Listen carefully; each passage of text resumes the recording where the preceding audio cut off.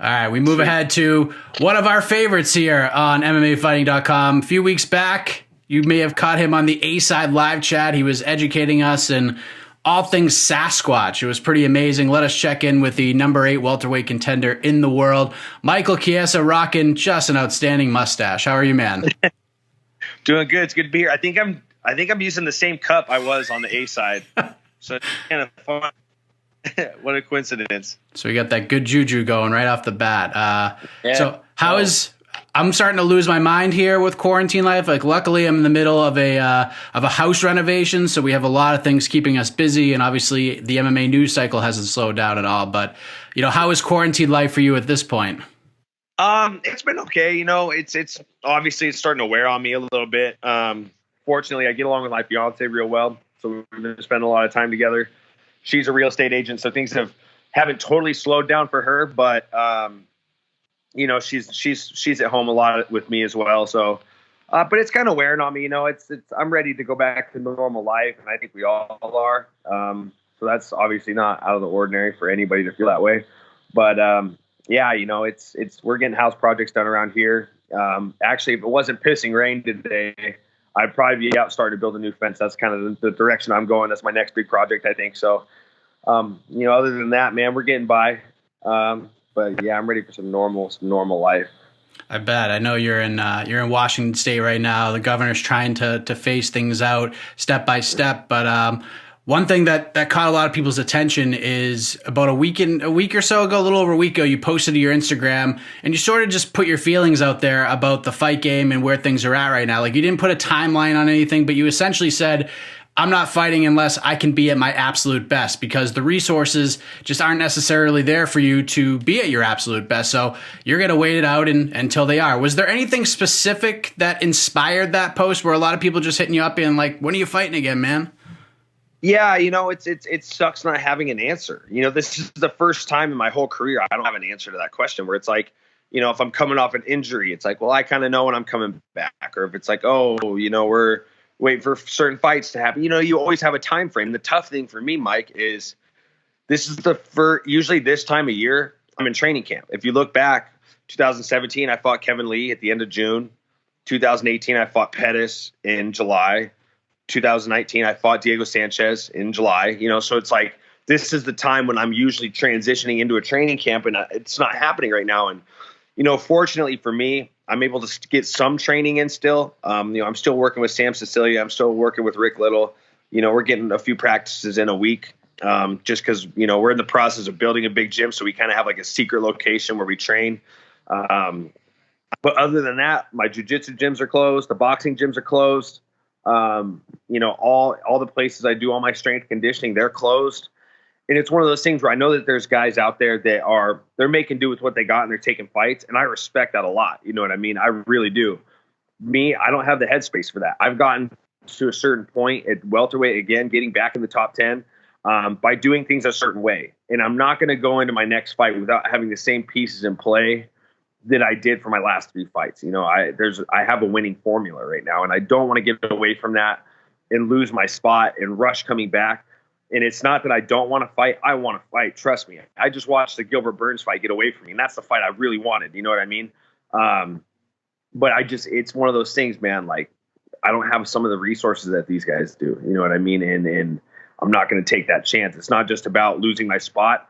It's also about my health. In order for me, I'm not trying to downplay myself or my skills, but a lot of times the way I beat these guys is because I show up at my absolute best. And if you don't show up at your absolute best, if you're just a little bit behind me, I'm going to beat you. You know what I mean? There's a reason why I'm always an underdog. I'm not a betting favorite. I'm always kind of like, it doesn't matter who you match me up with in the top 10, I'm going to be an underdog. But there's a reason why I win, and that's because I have these long training camps. I'm ready for every single specific thing, to where if a guy is not on by just this much, I'm going to beat him. So, it goes back to health and things like that. So I think that my contingency plan, honestly, with Washington extending these guidelines, is I'm just going to wait for the PI to open. And when it does, I'm just going to ship myself down there for a couple weeks. And then I can at least have some headspace and know, like, at least I have my strength conditioning. I know there'll be some bodies down there. I know John Wood's down there. Maybe I'll bring a couple guys from home with me. Maybe I'll bring Rick Little with me. Who knows? You know what I mean? But that's kind of my contingency plan right now. So, I mean, that's basically what I got to work with, man. It's just a trying time, and I commend these guys that are able to make that walk without having the regular preparations that they normally do. But I just don't think that's a risk I'm willing to take right now. And I think it's commendable on your end as well, because, we have seen other fighters make that same decision with a lot of these things in play. Wonder Boy was a guy I spoke to a few weeks ago. He was with that. He has the same mentality. Ryan Hall was on the show this week, said essentially the same thing. Like, my gym's not open. Like, how can I adequately prepare for a fight? It's just a weird time we're in, like you said, like, especially in this sport, because while most sports have postponed everything for a while, the UFC is just like, nope, we're going to move forward, and that's going to kick off this weekend. How did you react to it all initially when Dana White started saying, I don't care what everybody else is doing, we're doing this thing? You know what? That's awesome. Good for Dana. The thing is one thing that's different about our sports league than others is we get paid when we fight. You know what I mean? And so Dana's trying to keep these guys employed and keep them paid. And I know a lot of people are going to gripe about like, oh, well, there's no stimulus checks or this or that. Well, guess what? This is different. This is fighting. This isn't like any other professional sports league or any other sport. So he's doing his job, and he's keeping these guys employed. Sorry, my dog's about to bark at me. I got to throw his toy. Get out of here. So good for him. You know what I mean? These guys need to fight. These guys got to make a living. You know what I mean? And he's giving them the opportunity to do that. And that's probably a lot of the guys that probably are fighting. There's a lot of the guys that are like, shit, I can't wait around. There's guys that got families to feed and businesses outside of fighting that they got to keep going. So fighting's a top priority for them right now. So yeah, good for Dana. He's doing his thing. That's what he does best. He makes shit happen.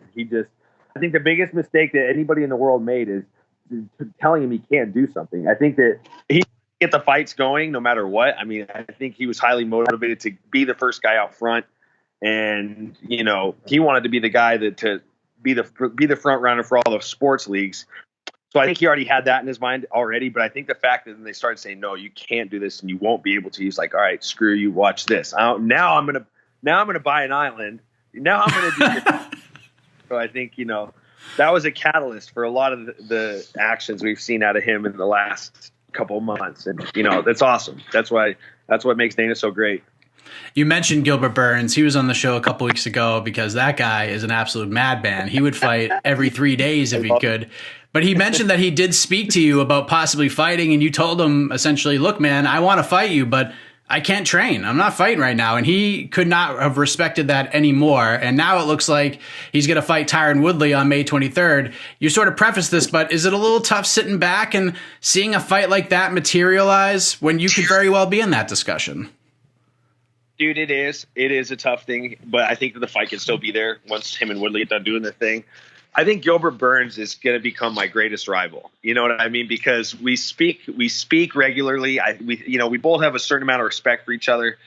And I flat out told him, I'm like, dude, I want nothing more than to compete against you. I think that that's my best challenge right now is I look at his skill set, and that's the guy that's going to give me the most problems. And it's like, you know what? And you pair that with the fact that I have a ton of respect for the guy, and I think the world of him. It's like, there's nothing to lose. Let's just go have fun, And I pretty much told him, like, dude, I'm not going to go fight the best jiu-jitsu practitioner at welterweight without being able to go train at my jiu-jitsu academy. Like, that is like, if you're going into an MMA fight and you have a revolver and you have 6 bullets, that's like pulling 2 bullets out and only being able to go in there with 4. You know what I mean? So it's like, I'm not trying to go. I'm trying to have as many bullets as I can going into a gunfight. You know what I mean? And just going to fight Gilbert Burns while not training jiu-jitsu, it might be.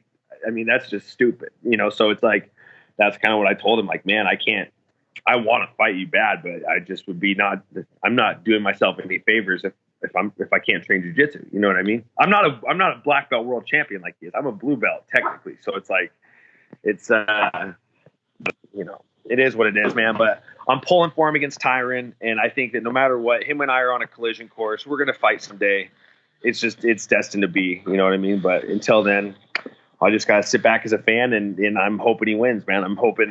I definitely am hoping he beats Woodley. That would be huge, man. That'd be a big feather in his cap. For sure.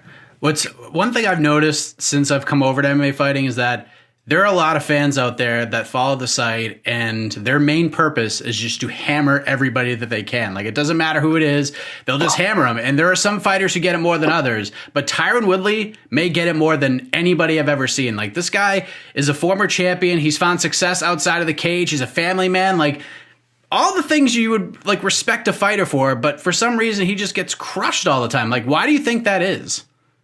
Well, I think that, that is tough to say. I think I respect Tyron. He's a good guy. I think that he kind of plays the victim card a lot, and I think that doesn't really do him any favors. I know the rap thing, he gets picked on about the rap thing, especially the recent, recent little clip that came out that Gilbert Burns has just been throwing out there a ton, that falling in and out of love thing that he's, oh man. That doesn't do him any favors. You know what I mean? That's just not, that doesn't help his case. But it's tough to say, you know what I mean? I will say this, with all due respect to him. Sometimes I feel like I'm surprised he took the Burns fight, because a lot of times I feel like it's like the Leon fight didn't happen. And it's like, instead of addressing Leon, you're like calling out Izzy and things that are kind of like out of your weight class. It's kind of like, well, you're not addressing the things that are right in front of you. You know what I mean? I think that can be frustrating for the fans when it's like, instead of addressing, he's in a situation where he's got to fight a Burns. He's got to fight a Leon, but he's not acknowledging it. And it's like, well, I'm going to try to fight Izzy, or I'm going to try to get another fight with Usman, and I respect that. He's one of the best welterweight champions we've had of all time, and he probably feels he's entitled to those big fights. But the fact of the matter is, when you lose, you got to get back on the horse and jump back in there somehow. And you're not always going to be able to do that with an immediate rematch. You know what I mean? So I think maybe some fans get some frustration from him in that sense, but who knows? I think maybe it's just the rap thing. I think people haven't fully absorbed that yet. Yeah, I'm a terrible rapper myself, so I'm not here to pass judgment. But I can't believe the Covington fight still hasn't happened yet. Like, that fight is so big. It just, for some reason, they can't get it together. I don't know why.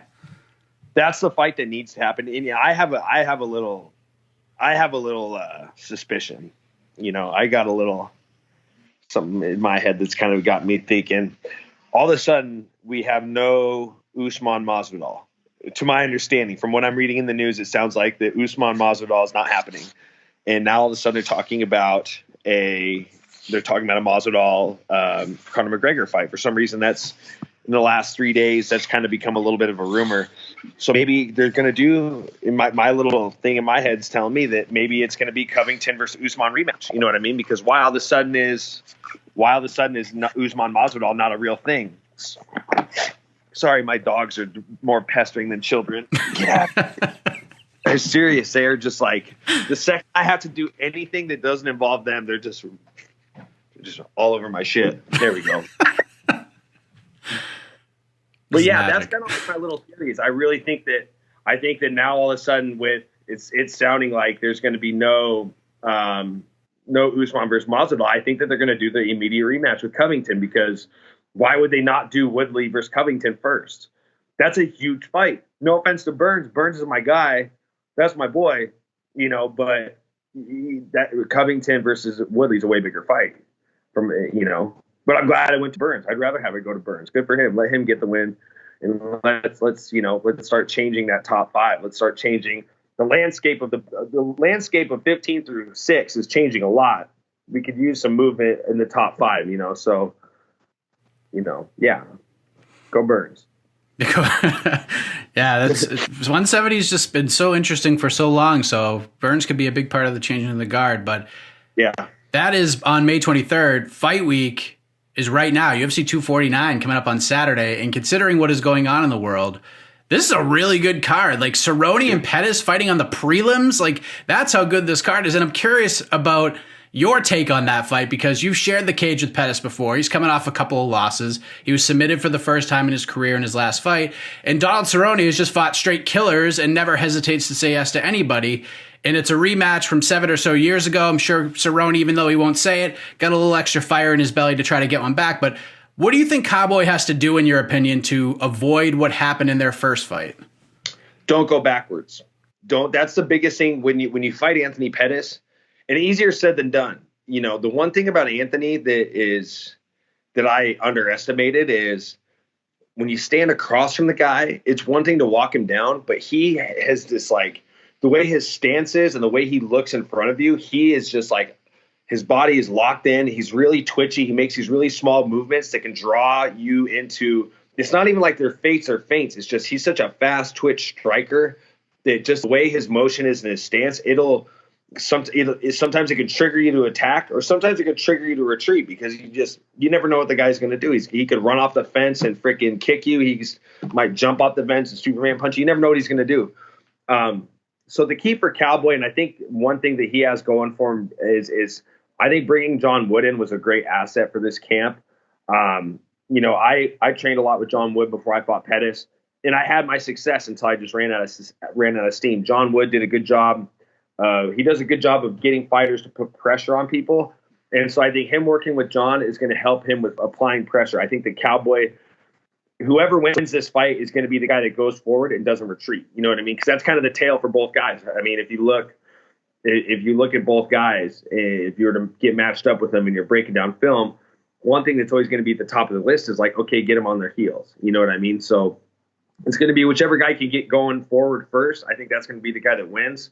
And I think it'll be a fun fight. I can't believe it's a prelim. I mean, that's the striker's delight right there. That could steal the show. And that's a good contingency plan too, because if something goes south, even though they're fighting at 170, if something goes south, you got, in the main event, you got one of those guys could fill in for that main event spot, just in case something happens. I think it would have been smarter for them, for the UFC, if they would have had Pettis and Cerrone fight at 55, just in case something happens in that main event and they could throw one of those guys in. But they're fighting at 70, and I don't blame them. I could never fight. If I was going into a fight right now during this coronavirus pandemic, there is no way in hell I would ever be making the extra weight class down.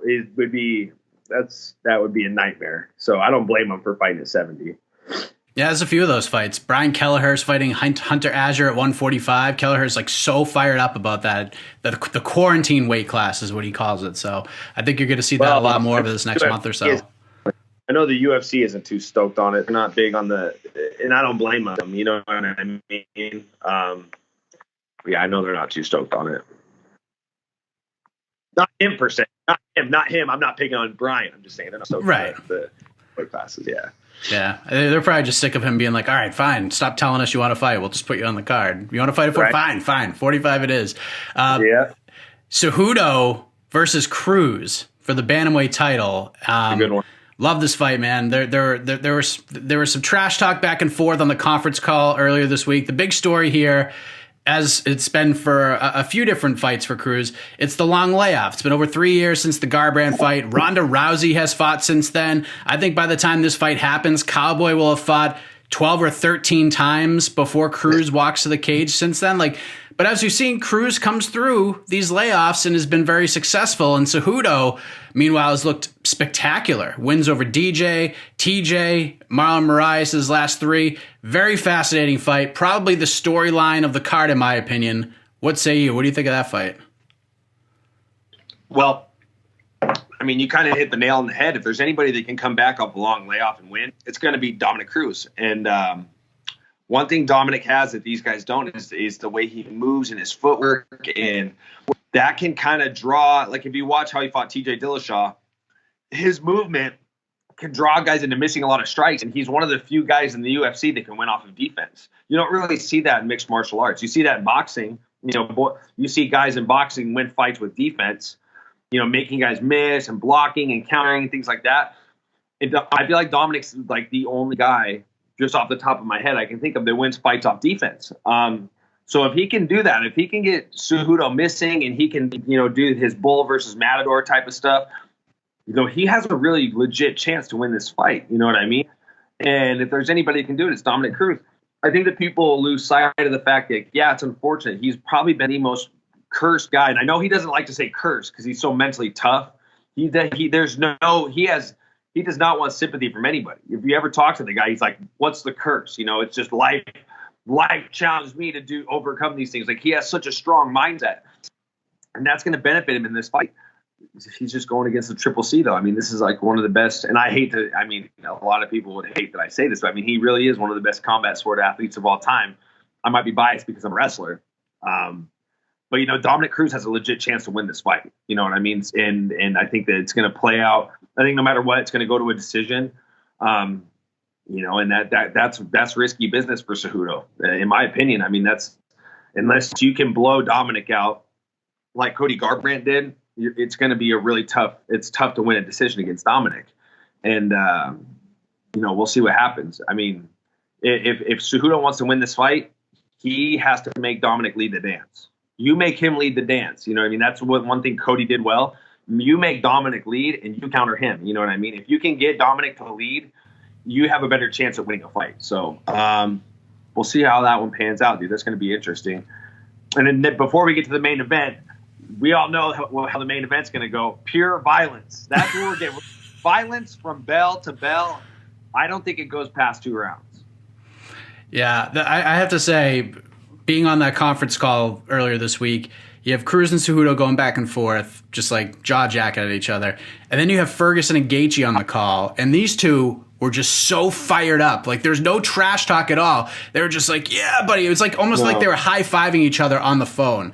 I got goosebumps after listening to them without a single word of trash talk spewed amongst either of those guys. Like, this is so great. Like, I love when we have fights like this that you don't need insults, you don't need trash talk. People are just excited for it just because it's the fight. Like, how rare is this? It is really rare. And, you know, that's more, you don't really get that out of the fans. Unfortunately, I love the fans. They are the beating heart of this sport. They're the reason why. They're a big part of the reason why we're able to make a living doing this. But for some reason, the fans aren't a fan of good sportsmanship. They love the trash talk and the belittling. But I feel like it's the journalists and the fighters and the people that are much more involved in the sport. It's a breath of fresh air for us. You know what I mean? And I love it. You know, and how could these guys have any lack of respect for each other when they're both so common? You know what I mean? That stylistically, they're not very similar, but their approach to fighting is very much the same. It's just pure violence going forward, the ability to take a shot and break guys with their durability. And you know, they share a lot of common ground in the way that they fight, not stylistically, but just their total, the art of their fighting, the art of their toughness and violence and just everything about it, you know, and both of them are wrestlers. There's common ground in those types of aspects. But it's awesome. It's just going to be a fun fight. They're going to be high-fiving. They're going to be bleeding all over each other. They're going to be freaking, you know, Ferguson's going to get an elbow in on the guard, but, you know, Gaethje's going to cobra claw, grab him by the head and get him with those nice short uppercuts. It's just going to be crazy. You know what I mean? And who knows what to expect. The one thing I do know is it's not going the distance. If that fight goes the distance, I bet you Ferguson will have been dropped probably like 6 times, and Gaethje will probably have like 70 stitches. You know, he'll probably need 70 stitches to sew his face back up if they go 5 rounds. I think it's of their best interest to not go 5 rounds. I think it's of their best interest to try to put each other away early, because if those guys fight each other for 25 minutes, you know, they might not come out the same as they did before. You know, they might come out of that octagon changed for the rest of their life. You know what I mean? Who knows? There can be a lot of crazy shit happening in those 25 minutes, but hopefully it's 2. So I look like Nostradamus. 2 rounds, less than 2. This will be out there for the world to see. A couple more things. Speaking of violence, your idea for Fight Island, pretty fascinating. For those who didn't see it, what should happen on Fight Island if you had the book and the pencil and the power? What should happen on Fight Island? I think it should be a reality show, honestly. I think if they were to do anything, I mean, I'm not just saying that as a joke. I really think that Fight Island is the perfect recipe to do some type of mixed martial arts reality show. Whether it's some type of Ultimate Fighter spinoff or something, that's the perfect layout. You know what I mean? Like it's going to be like out of just a new little sprinkle, a new little flavor. You know, it's like, do the Ultimate Fighter again, but do it on Fight Island, or find some other way to make a reality show that involves live fights. You know what I mean? Or even if they're pre-taped or something. I think there's more you could do than just put on regular fights there for the international fighters. I think that you could really spice things up with some different types of shows. I mean, we love watching live fights. That's what's most important to us. That's you know, that's what this is all about. But I mean, with so much free space, with no sports going on, why would you not try to film some type of show right now? You know what I mean? There's nothing else going on. You know, you're already putting on live fights, so you would just be packing on bonus points essentially if you could figure out some type of show you could film on the island and turn it around and edit it and get it on air quick. You know what I mean? We'll see what happens. Maybe Dana will hear this and he'll take up my idea. Ultimate Fighter with soccer kicks. Ultimate Fighter Fight Island. I better be a freaking coach. I swear. I better be a coach. Not just because I want to be on Fight Island, but Mike, I won the longest running season of the Ultimate Fighter. 13 weeks. 13 weeks. I know how to coach a season. If they come out with the Ultimate Fighter, it would be criminal not to have me as a coach. At least at some point. At some point I got to be a coach on the Ultimate Fighter. I would agree with that. And last thing before we let you go, and I cannot believe we're going to have this conversation right now. I have to say, how dare you say that Topanga was a bigger heartthrob than Kelly Kapowski? That is erroneous, Michael Chiesa. That is erroneous. I mean, you're 32, so you're a youngster compared to me. I got you by a few years, and I could say that when I was a kid, Saved by the Bell was on multiple times a day on multiple different channels. You could not avoid Saved by the Bell even if you wanted to. And to me, Kelly Kapowski is the gold standard. She gets some demerits because she cheated on Zach Morris a couple times, but she was freaking royalty, Mike. You said it right there. She cheated. She's a cheat. She's a cheater. Topanga's a saint. She's a great, decent woman. And you know what? With all this debate that I have started about Topanga and Kelly Kapowski or whatever, what is it, Kapowski? We need to reach out to both of them, and we need to get them on some type of interview where we can do some type of debate, like get them side by side, get a panel of judges to ask some questions, maybe you, me, Luke Thomas. Maybe we got to start getting them involved and maybe they need to debate for themselves, because obviously it's a hot topic in the mixed martial arts community right now. Maybe we need to get them involved so they can plead their case. You know what I mean? I'm a taken man. But, Me too. Right here. But we all want to. That'd be great if let's see them debate about it. Maybe that could be a Fight Island matchup. Maybe Topanga and Kelly Kapowski can fight about it. Screw it. Might as well. That is brilliant. Wow. That solves everything. We've just made history here. We've just written the book. We've written the UFC schedule for the next 3 months on Fight Island. I know. Fight Island. I'm just a source of ideas for Fight Island. I'm down. The Fight Island commissioner, Michael Chiesa. I think we got something going here. But there we go. Great stuff, man. I can't thank you enough for jumping on. There's a reason why you're a fan favorite, and I'm glad we're able to make this happen. Stay safe. All the best to you. Enjoy the fights this weekend. Thank you, Mike. I appreciate it. You enjoy the fights as well.